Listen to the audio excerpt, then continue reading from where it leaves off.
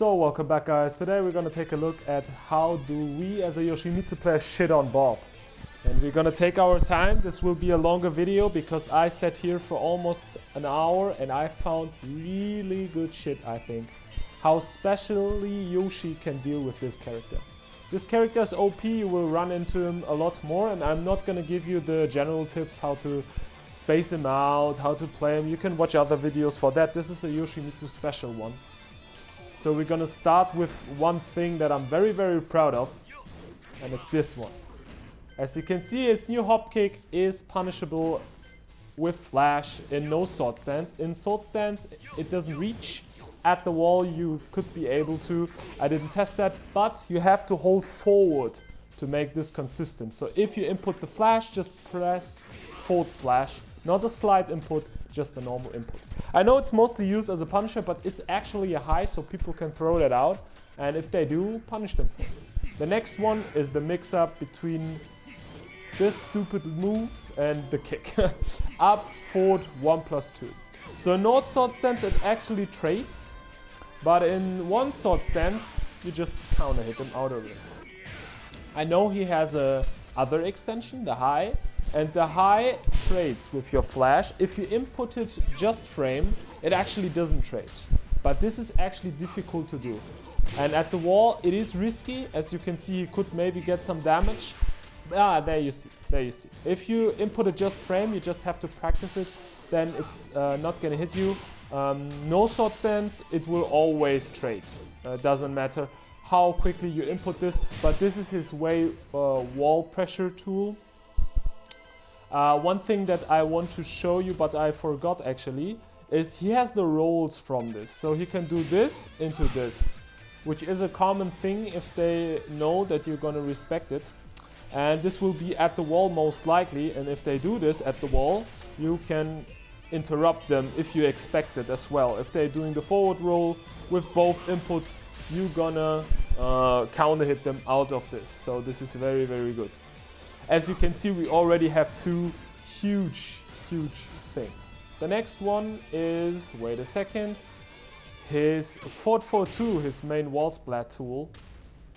This only applies at the wall, and it's a launch punish. We can actually launch punish this with one sword, and if we don't have a sword out, we can launch punish this as well. Easy input. This is his main wall splat tool with sidestep 1+2. Sidestep 1+2, you can't do anything about it, but with 442, this is actually very good. At the open though, that doesn't work, so don't try it unless he's pressing buttons. And the next one I'm pretty satisfied with as well. It's his backswing blow, which is -12, which is already decent, but at the wall, of course, we can launch it in no sword stance. And if we stray to the wall, we can launch it with the sword stance as well, which is very nice. Now the next one is like, I felt so good when I found this. You're seeing which move I'm inputting. It's his most annoying pokey low. And actually, if you block it in in one sword stance, you have to dash up. It's very hard. But you know what is coming if I show this move. Now I put my sword away and, oh, no, wait. No, it's kind of difficult, I have to admit that, but please tell me you're consistent. Yeah, there you go, I did it wrong. You don't have to press anything, you just press flash from crouch. And there you go. It's not 100%, but like if you input it normally, 80% of the time it works. And this is his main poking low, which he uses. And this is very good in my opinion. The next thing, which won't occur that often to be honest, but sometimes it does, is his hop kick. He has a special hop kick, which is very slow for a hop kick actually, and does good chunks. And as you can see, normal flash doesn't reach, but no sword flash actually launch punishes it. And if you press forward, while in normal sword stance, you can actually get it, although it's pretty hard to do. I'm not gonna lie. So in no sword stance, it's way consistenter and way easier. Way consistenter. I don't know what kind of English that is. Without a wall though, you have to press forward to make it consistent. So you can actually launch punish this like a hop knee. The next one I want to show is pretty gimmicky, but can be very annoying. Which is his down for 3-4-3 string, I guess. I don't know how it's called because I don't use Bob that often. But it is used as a round ender, although it's pretty gimmicky. And if you block the first one as Yoshimitsu, you don't have to take any mix-up. You will get your combo, doesn't matter if it trades or not. Which at the end of the round can be very, very helpful. The next thing is this down to 1-2 string. And the ender, which is used for mainly wall splatting actually. The ender is already punishable, but you as a Yoshimitsu player don't really have to take the mix-up if you're no sword stance and you what? And what? Wait, I promise you that works. Wait a second. There you go. Let me try if it works in the open. I thought it worked in the open actually. Yeah, okay. You have to do, that is actually pretty hard to do. You have to do a forward flash, which is easier done with a slide input. If he does the extension though, it's very, very easy. You just counter hit him out of it, in both stances of course. But the extension is always launch punishable, so that doesn't matter. But here you actually have to dash forward a bit. A small dash and then forward 1+4. This is kind of iffy, you have to practice this. But it is very rewarding because at the wall this string is commonly used. Now we're gonna take a look at his down forward 1 with its extensions. I have to tell you right away, there is one option where you can't do shit about, which is the first one. The first one without a delay, you cannot interrupt that at all. There is a possibility to punish this actually with no sword stance, but it's very, very inconsistent. You have to do this at the wall. It is consistent, but I'm not going to show you this because people don't tend to use this at the wall. But there's a method where you can dash up and flash them like this, but it's not consistent. And if you want to interrupt it, there is no way.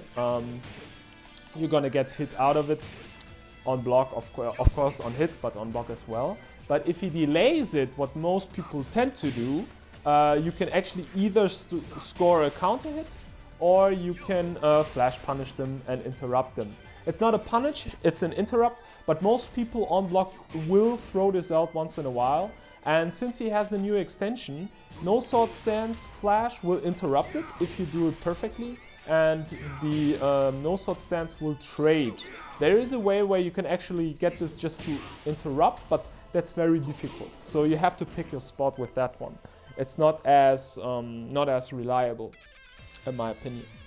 So already you're seeing, I showed you hella good shit in my opinion. There is a lot more, but those are the most useful thing, with one exception that I will show you now. You saw that the roll forward 2, which is the most commonly used option from this because it wall splats, is very, very good to wall splat. And of course there's also the roll 4, which you cannot avoid if you get hit by the move, but if you block it, you actually just have the time to block it. But what is with his rage drive? If the rage drive is blocked, is it the true mix-up between those options, the low kick and the mid? Oh wait, that's not the low kick. Sorry, I don't play Bob that often. Please stay with me. Let's see, that's the low. And now we're gonna go to the mid. I wish I was good in editing, then I would do it without my voice just showing you. I hope this isn't too boring, but I was very, very happy when I found all this stuff. So we're gonna see. Oh shit, I have to block. Oh, there is the no sword one, the one sword one, which is very strange. It just goes straight through him. But now you already know what I'm about to show you, right? So if you block this and you have your sword put away, this one will counter hit him. And the next one is the low, which it will count it as well, even though it trades. But if you do it frame perfectly, it won't trade, as you can see. And the next one is the mid, which you already know what is going to happen. It counters you. What? No, it trades, man. Don't lie to me. No. What? Did it late by the last recording? Oh my god. This is actually not as it was intended. Okay, no, you can't avoid that. That is actually pretty stupid. Yeah? Let me just check if I can Pitcho? No, I can't pick the parry either. There was a when I recorded this, it worked actually, but then actually the mix-up is not as good. I thought you could beat all the options because 2 options you can actually beat on block. Let me just check if normal works, but I don't think it will. No. So there is one option that beats the option. Now I'm actually shocked because I thought that beats it as well. But as you see, I have shown you countless moves that are only punishable by Yoshi, and these are a lot of his main tools. Of course, I didn't cover everything, something like this. People will tell you this, but most people already know how to deal with this, and actually on Crouch Dash 1 there is nothing I can show you. It's just a shitty move. I could show you that if you duck this, there is actually an option to flash punish it, but yeah, if you duck this you can also wall standing punish. So I mean, it's tight if you duck it because it has a very small recovery, as you can see, but flash punishing works consistent. Oh yeah, the same goes for back to 2. Back to 2 can be very annoying to launch punish if he does it. Of course, if he doesn't do the extension, it's very easy, but it can be very hard to do this. If he does the extension, you have to be frame perfect. But of course, as a Yoshimitsu player, you can always go for this if you know he does the extension, if you're at the wall, for instance. Because if he doesn't do anything, this one will punish, but the other one won't, right? Oh, it will. So, if he doesn't do the extension and you duck it, you can flash punish. I learned something new as well. So, I didn't show you moves like forward 4-3 because it's not a commonly used move and stuff, but I think this was very interesting. Oh shit, no, wait. I forgot one. I forgot a huge one actually. I forgot the power crush. Oh my goodness, this video gets better and better. So if you're in one sword stance, it's very hard to do, but you can do it. At the wall, it's actually pretty consistent. If he does it, I think. No, it's not. I lied. But if you're in no sword stance, this is an easy punish. And if you're away from the wall, you have to use forward 1+4 to punish it. And it is a little bit tighter than if you're at the wall. No. See, there you go.